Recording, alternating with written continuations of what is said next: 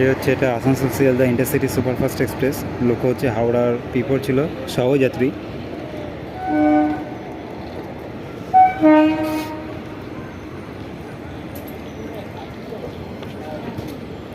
আর ওদিকে পাশে হচ্ছে এখন মাঝিরহাটের থেকে একটা ট্রেন এসছে, মাঝিরহাট হাসনাবাদ লোকাল।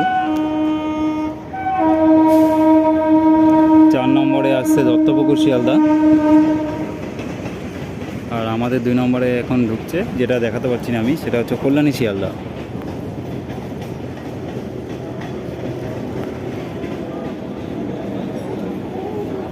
আর আজকে থেকে অর্থাৎ বুধবার, আজকে থেকে সমস্ত আইসিএফ গাড়ির 3 নম্বর কোচ, যেটা ভ্যান্ডার কোচ ছিল, সেই ভ্যান্ডার কোচটাও কিন্তু আজকে থেকে ভ্যান্ডার বাদে যে অর্ধেকটা ছিল জেনারেলদের জন্য, সেটাও কিন্তু লেডিসদের জন্য বরাদ্দ হয়ে গেছে।